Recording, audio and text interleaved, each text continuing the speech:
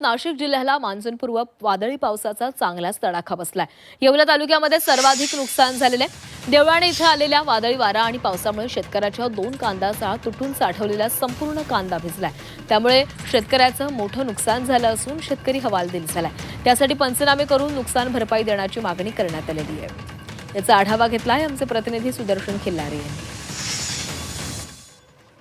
मान्सूनपूर्व पावसानं नाशिकच्या येवल्याला चांगलं झोडपलं असून काल रात्री आलेल्या मुसळधार पावसानं अनेक ठिकाणी नुकसान केलं आहे। प्रामुख्यानं येवला तालुक्यातील देवळाणे असेल, बोगटे असेल, निमगाव मठ असेल या ठिकाणी अनेक नुकसान झालंय। या ठिकाणी मी आता देवळाणे येथील एका शेतकऱ्याच्या कांदा चाळीवरती आहे।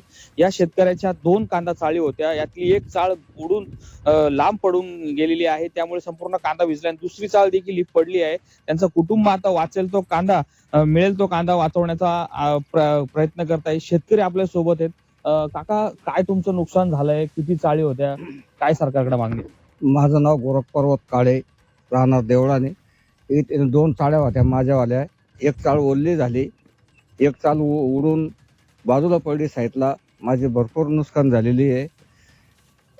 कांद्याला भाव नाही, त्याच्यामुळे मी कांदा साठवून ठेवला होता, तरी तो वल्ला होऊन तो आता काही उखाड्यात फेकून द्यायची पाळी आलेली आहे।